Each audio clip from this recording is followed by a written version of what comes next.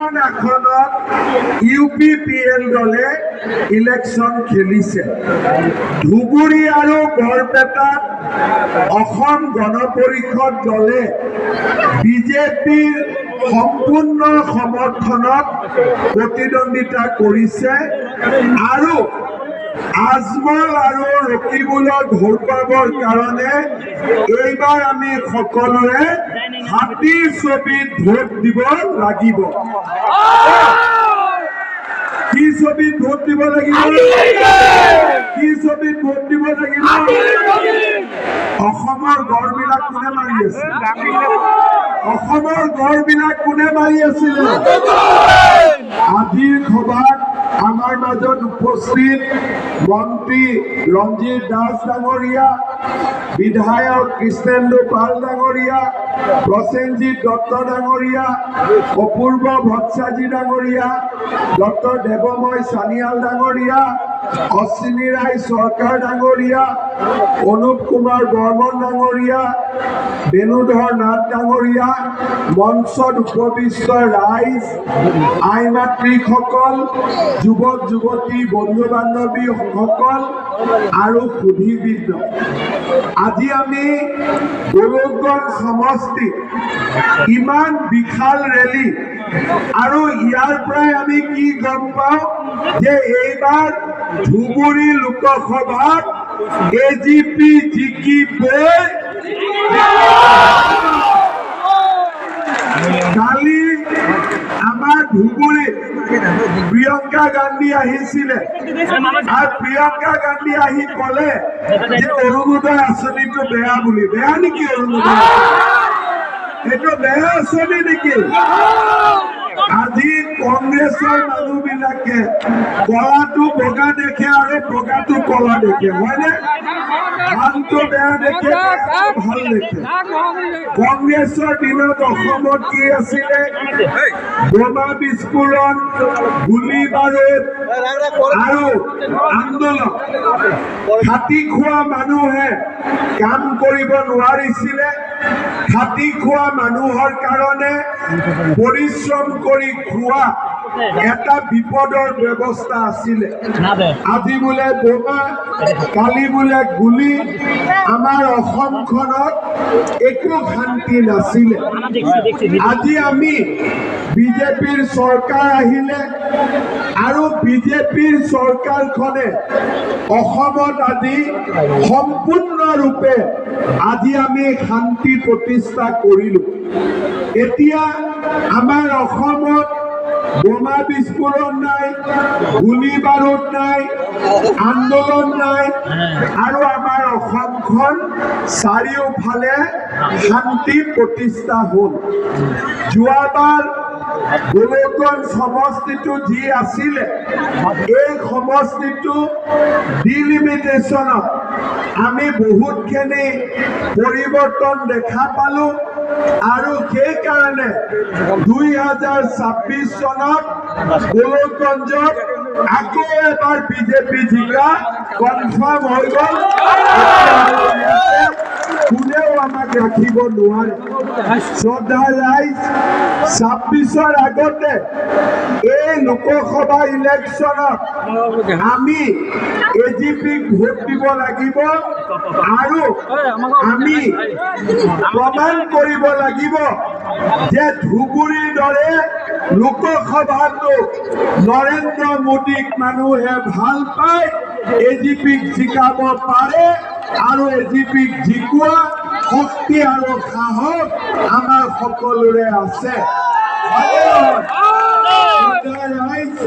মই এবাৰ দেখা পাইছো যে ধুবুৰীত যিবিলাক স্থানত আগতে AGP বিজেপিৰ নাম নাছিলে, সেইবিলাক অঞ্চলতো AGP আৰু বিজেপিৰ প্ৰতি ৰাইজৰ প্ৰবল উৎসাহ, ৰাইজৰ পাৰ ভঙা উৎসাহ।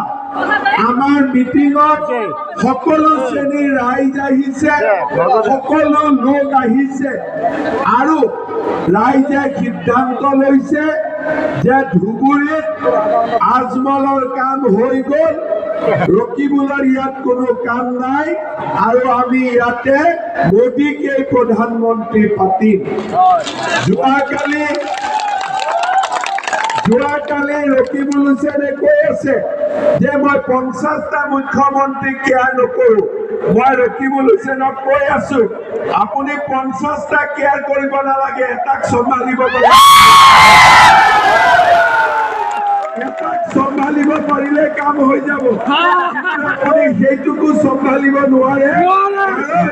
মানুহৰ আশীৰ্বাদ এই মামাৰ লগত আছে।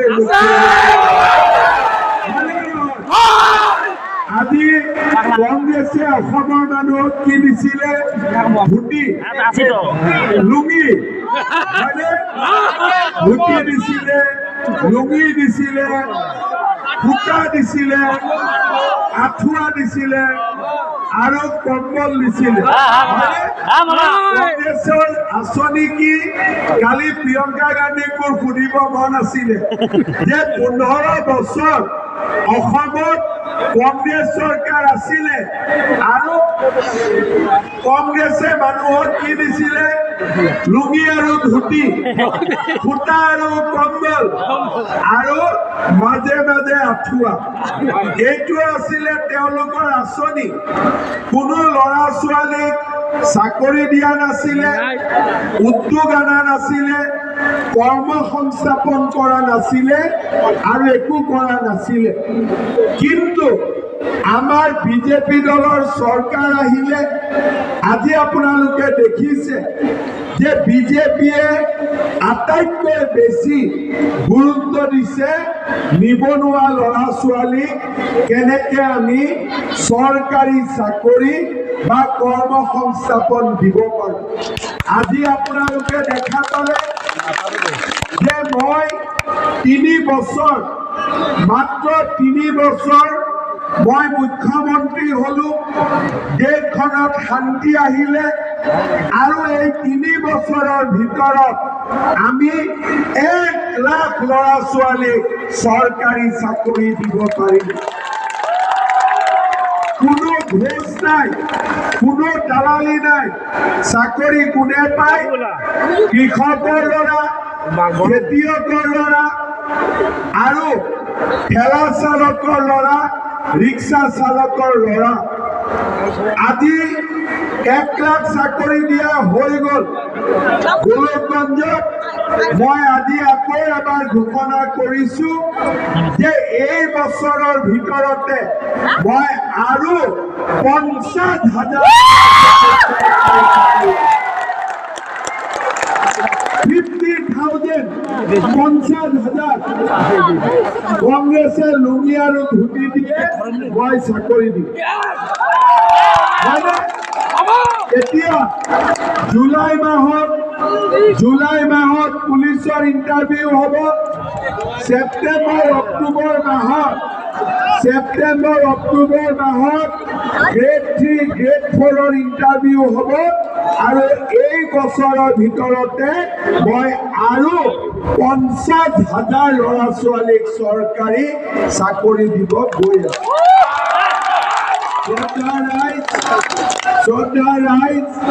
কংগ্ৰেছ দলে মানুহৰ লগত মানুহক কাজিয়া লগাইছিলে। আজি কংগ্ৰেছে কয় যে বিজেপি আহিলে বোলে জুলাই মাহ ৰেডি। কংগ্ৰেছ দলে তেওঁলোকে কোনো কাম কৰিব নোৱাৰে। এই আজমল আৰু ৰকিবুলে কি প্ৰচাৰ চলায়? বোলে বিজেপি আহিলে নামাজ বন্ধ হৈ যাব, বোলে বিজেপি আহিলে ঈদ বন্ধ হৈ যাব।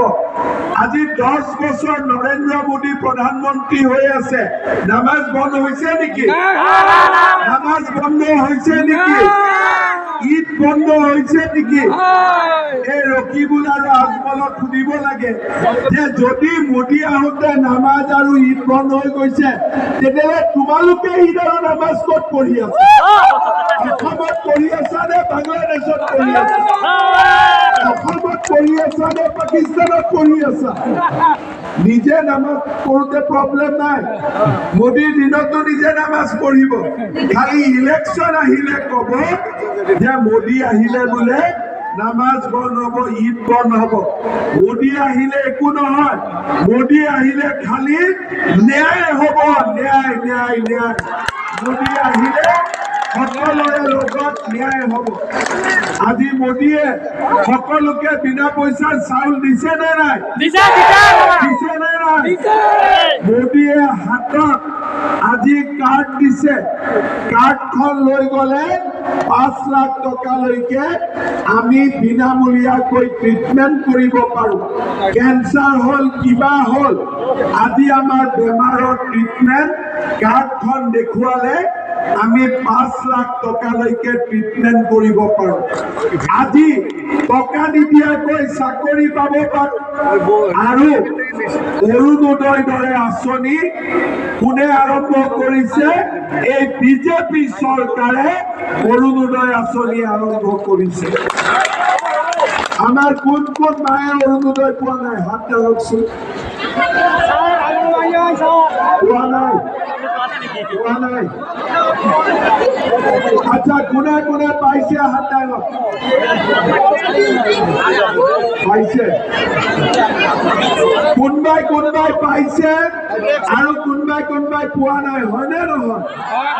কিন্তু মানুহে ভাবে বিজেপিক ভোট দিছো, অৰুণোদয় পোৱা নাই, অলপ মনটো বেয়া লাগি থাকে না?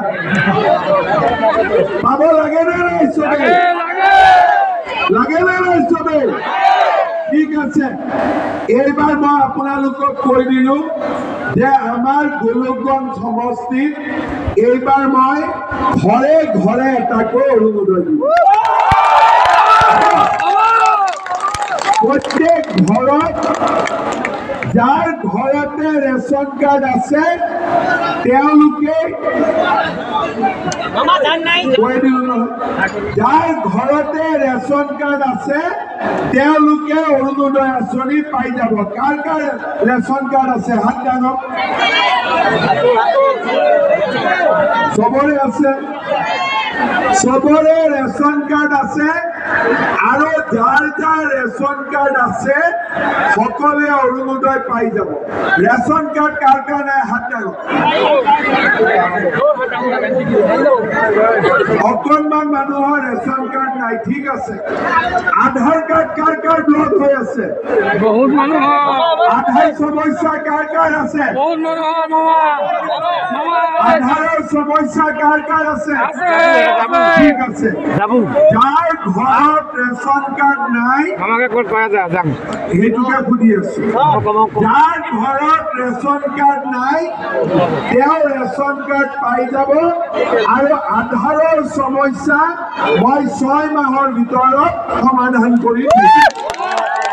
6 মাহৰ ভিতৰত আধাৰৰ সমস্যা সমাধান হৈ যাব। হ'ব?